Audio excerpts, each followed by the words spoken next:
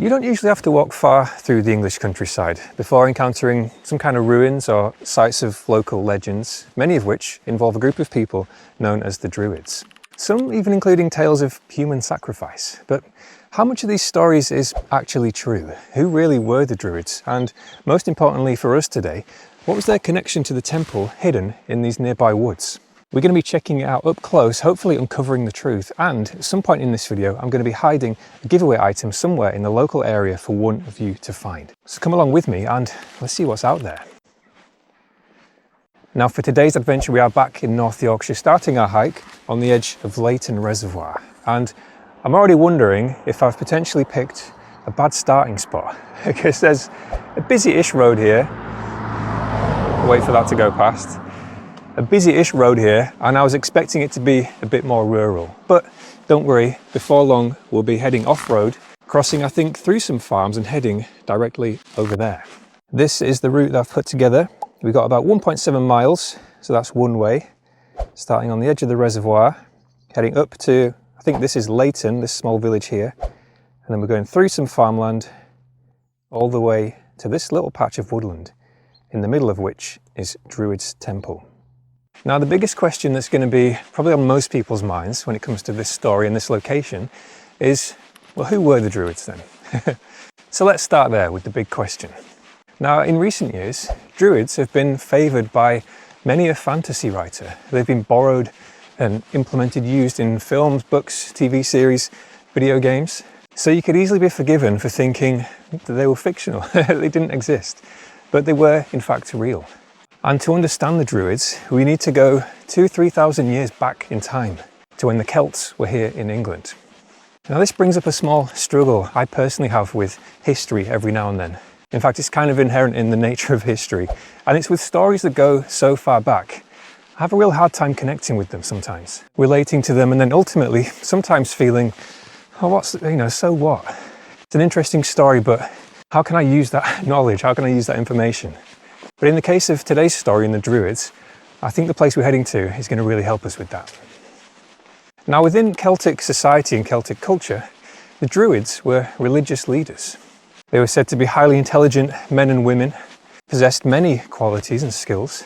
They were proficient in law, medicine, ethics, and it was even believed that they were the only people who could communicate with the gods. Or in the case of the Celts, maybe I should be pointing down here.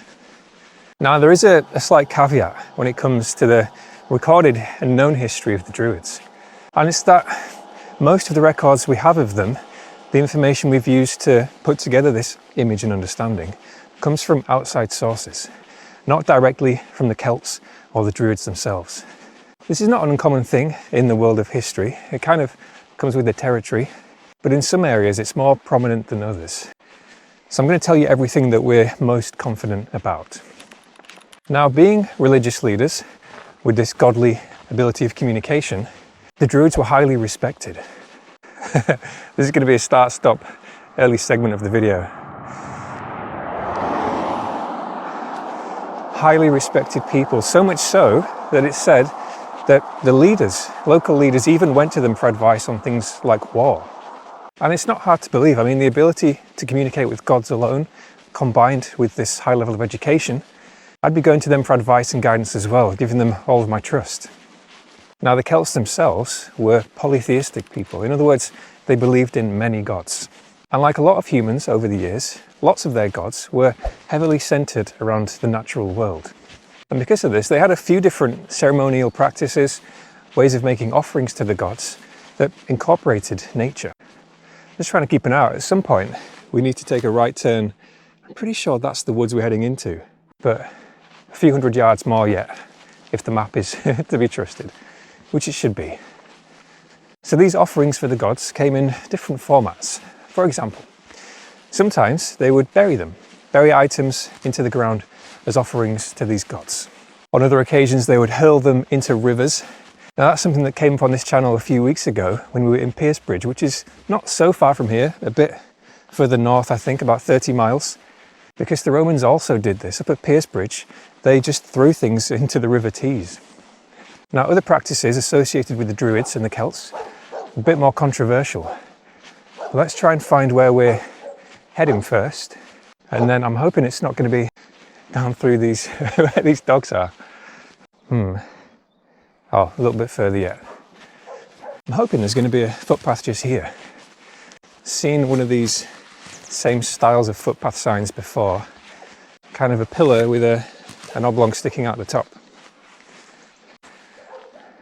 Not so easy to read now, but it does say public bridleway. So we're going to be passing through Leighton Farm from the looks of it. These types of footpaths are always a little bit strange because you are walking through somebody's farm. So this is where we are. We've just turned off the road, passing around the edge of the farm, I suppose, and then on through to the woods. A little bit of live map reading required, apologies. Okay, this looks promising. Oh, we do have some signs. Bridleway through Silver Gate, across field towards Old Barn.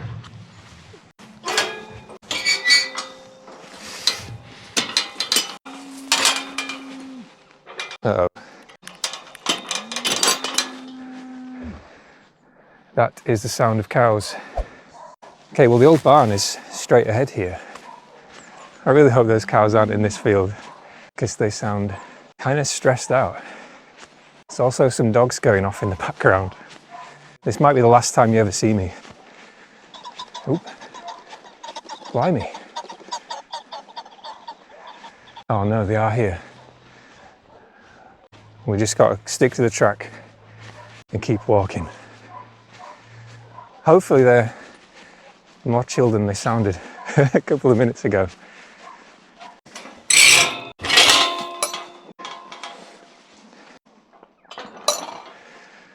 Anyway, sorry, the Druids. So there were a couple of other practices that, at least in reputation, the Druids were, and still are, quite notorious for. The first one was the sacrifice of animals.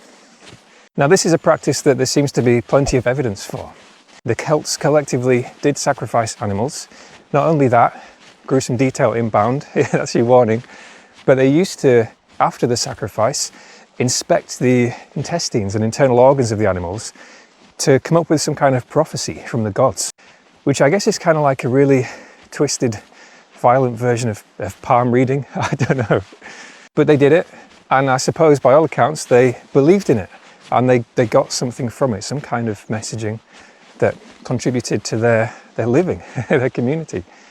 The next one though is the biggie, something that is probably the most heavily circulated tale about the Druids, and it's what gives them, I think, this kind of, I think it's fair to say, dark reputation, and it's claims of human sacrifice.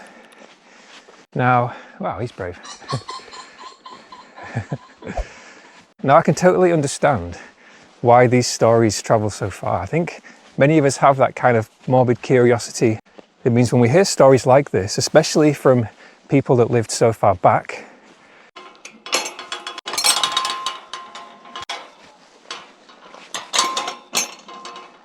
yeah, when you sometimes hear tales of people from the past sacrificing humans, on top of that, a lot of these stories are attached, in England at least, to local areas like natural areas, rocky outcrops and, you know, rock faces.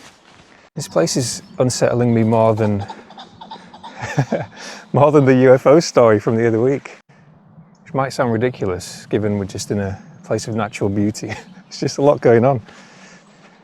There are many locations around England with the Druid's name attached to them. We've got Druid's Temple. This isn't the only place with that name in the country. We've also got places like Druid's Altar, Druid's Circle, and a lot of these locations have stories that have been passed along through generations.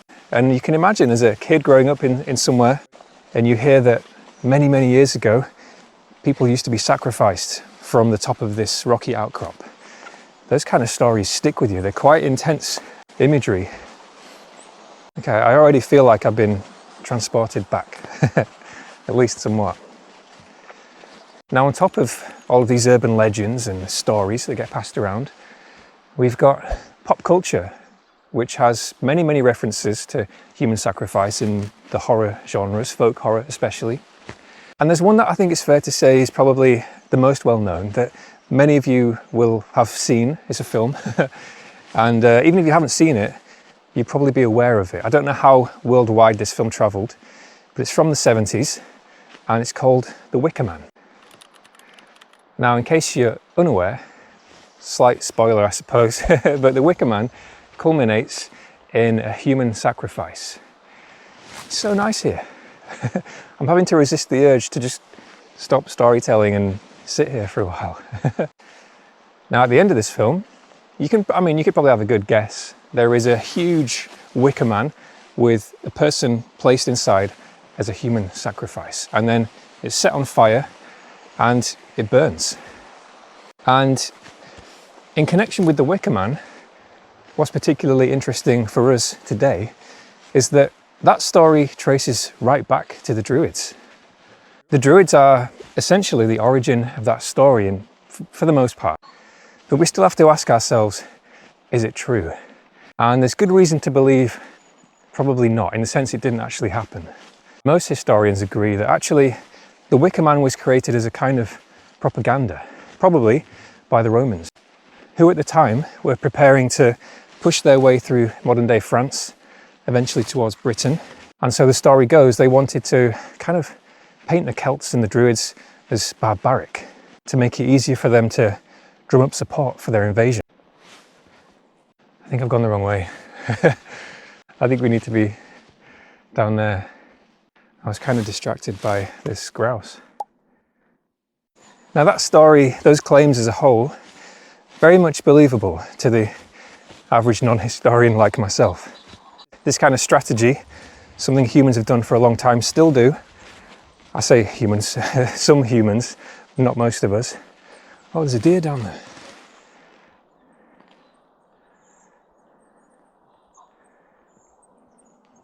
This place is well cool. I didn't expect to see so much life. Sorry, this might be the most start-stop storytelling ever. Apologies if it's irritating anybody.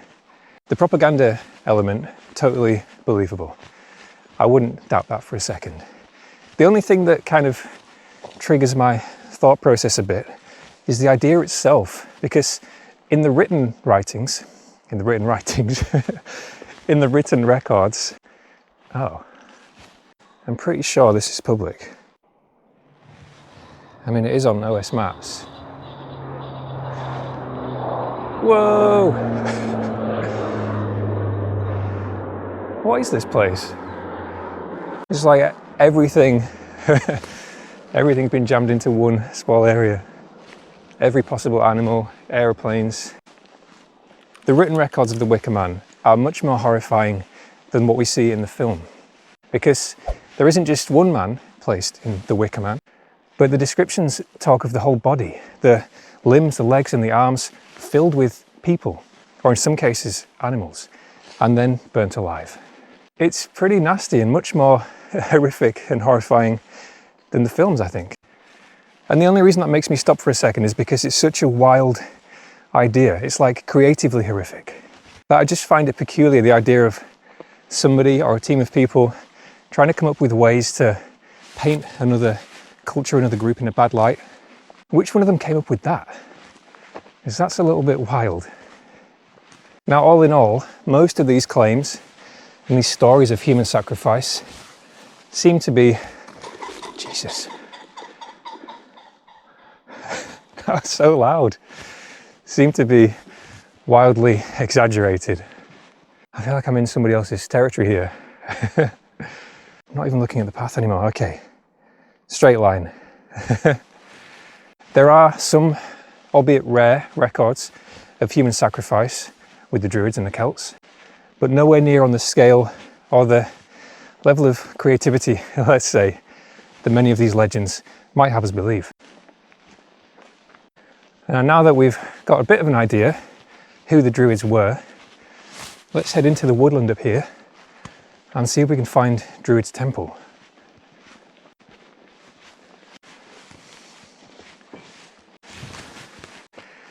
I feel like we've just left. I didn't even know how to describe that area. You know, it's often hard to tell before I start editing how video is going to turn out, how my storytelling was.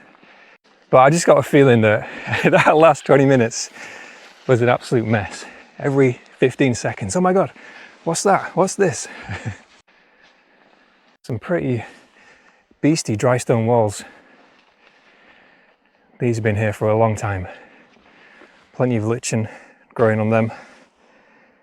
Okay, onwards to the Druids and the Sacrificial stone, which is also apparently there. I'm already getting a bit of a vibe. Ooh. Okay, where's Team Mushroom? We're gonna need some help. Is that chicken of the woods? What is the protocol if you find yourself in a sacrificial situation? How do you talk your way out of that? I should have done some more research. How to avoid being sacrificed by Druids. Oh well, bit late now.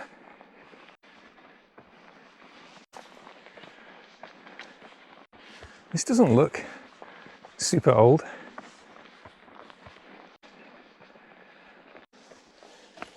Let me try and squeeze the camera through.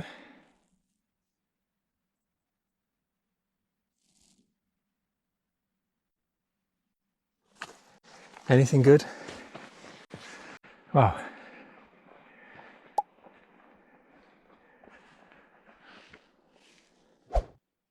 It's so quiet here compared to where we just came from. It's like the total opposite. Okay, we are getting close. This is steeper than the reservoir embankment we went down the other week. Absolutely massive trees.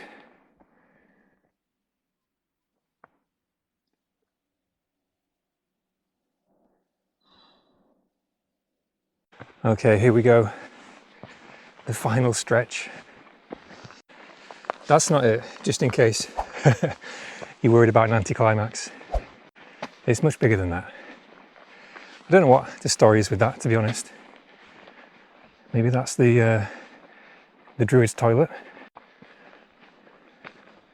We are here.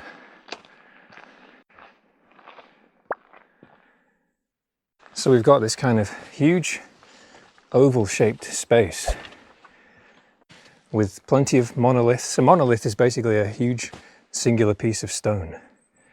And then these things in the background called triliths. You might recognize this style from Stonehenge. We've got two pillars at either side and then a horizontal stone over the top. Stonehenge, funnily enough, it was believed for some time, was built by the Druids, but it seems like this isn't true either, because the most recent research tells us that Stonehenge was built long before the Druids were here.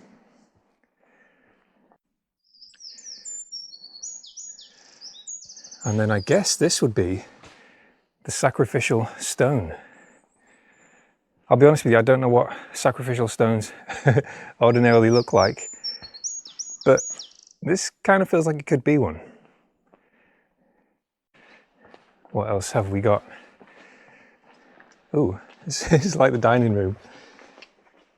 The eating and drinking quarters. And then we've got a little, let me grab my torch. Enclosed space here at the back. Ooh, it smells funky.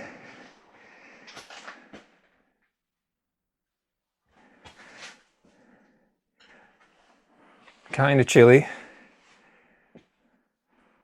And pretty damp.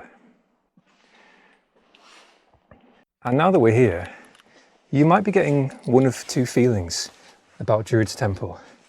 Number one, you might be feeling a little bit creeped out, a little bit of an eerie space to be in. Or number two, you might be thinking, thousands of years old, this place. And you'd be right to be suspicious. Now, as much as I try to keep this channel family friendly, I do need to drop the F word just this one time, because Druid's Temple is actually a folly. In other words, it's decorative. It's not genuine.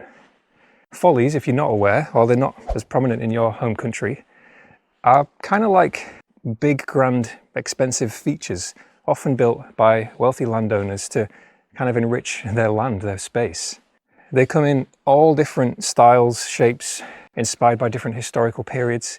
This one, as you can see, in part, inspired in fact by Stonehenge. And the story goes that part of the reason this one was commissioned was to help alleviate local poverty. So workers were hired from the local community and paid 1 shilling per day to help build this. And it is quite amazing. I would understand if you are a bit frustrated at me having built the whole story of the Druids up just to tell you that this place is, I guess in a sense, fake. But I think that word's doing it an injustice. Because whilst it wasn't really home to the Druids, just being here, surrounded by these enormous trees and having learnt a little bit about the Druids, really helps me to connect with that story. And so, genuine or not, I think it's a very impressive place and well worth a visit. Now we've got one challenge left for the day, and that's to hide this giveaway item. Now there is of course temptation to hide it within the temple itself, but I think it's going to be too exposed. This is a publicly accessible space and they receive a lot of visitors. So I think we're going to have to get creative and try and find somewhere else nearby in the area to place it. So let's embark on one last challenge to find a hiding spot, and I can tell you one or two other things about Druid's temple on the way. Okay, so let's keep an eye out. What we're looking for is most likely some kind of crumbled dry stone wall that's going to give us a nice simple hiding place, low risk. While we're looking for that, there's a couple of other things I can tell you about Druid's temple that are kind of interesting. Number one, the landowner who commissioned this, a man named William Danby, apparently attempted at the time to hire somebody on salary to pay them yearly to live at Druid's temple as a hermit for 7 years. This is a story that comes with a lot of maybes, not necessarily all true, you know, lots of caveats, even from the official sources from Swinton Estate. Ooh. Speaking of crumbled walls, apparently he did manage to get somebody to live here for around 4 years, but they didn't stay for the full stint. And to be totally honest, I don't know enough about hermits to understand this one, but I couldn't get my head around it. I don't understand the motivation to want to do that, to pay somebody to come and live here. My first thought with this one is that it's already looking a bit precarious and I would hate to be responsible for more of it tumbling, so I'm going to keep looking. Yeah, in relation to that story of the hermit, there are other tales of wealthy landowners building follies and trying to give them a kind of a, could we call it a fake prestige? For example, building fake castle ruins on their land to kind of give them more credibility and elevation, social elevation among their wealthy peers. I'm trying to think of a family-friendly way to say it, but you know, it's a hosepipe swinging exercise, if you know what I'm saying. At least that's what it sounds like to me. So maybe that was what the hermit thing was all about. I'm not too sure. Another thing I read about William Danby is that at one point in his life, he had the title, the Sheriff of Yorkshire. Now, sheriff for me just makes me think of Western films. And I certainly never knew that there was a Sheriff of Yorkshire. It just sounds like a real mismatch. It's a title that hasn't existed since the 70s, but today, in 2025, there are 4 similar titles. There is a High Sheriff of North, East, South and West Yorkshire. These are real titles, real people. I have no idea what they do, no disrespect, I just don't know. But I am curious, I can't lie. Now there's 2 things I want to know from you. Do you live anywhere that has a Druids something? I've actually got a book in my bag, very nerdy book, all about follies. It's like 500 pages of just follies. It doesn't cover every folly in the country, but there are at least 5 entries connected to the Druids. We've got 3 Druids temples, and then I think there's a Druids circle, and there's one other. I'll pull it out to show you in a second. And the second thing is actually a request. It's a simple one. For any of you who watch the videos, enjoy the videos and aren't yet subscribed, it would be a massive help for me if you did join us, join our community. Because around 80% of my viewers are not subscribed, which is fine. It's not a big deal, but subscribing does help with the future of the channel. So I'd really appreciate it. This could be an option, just pop it underneath one of these, because this hasn't gone anywhere for a long time. Ooh, it's not the worst idea, but something tells me it's not the best either. The book, for anyone new to the channel, is covered in a weatherproof wrap, so we're not restricted with it being outside. It just needs to be not visible to the general public. Underneath the bridge? I'm trying to figure out, is that a dumb idea or not? I'm going to go with no, just because you can sort of see through those slats. I'm being very picky today. It's because a few of these gifts in the past have been found by unsuspecting travellers, and I want to make sure it's a viewer who finds it. Okay, I think I've found a spot. Can't really see this, but what we've got is a short introduction to Druids. It's got the sticker on the back. It's got a few Northern Introvert stickers inside as well, and a handwritten note. Now I need to try and hide it so that it won't be visible to the general public.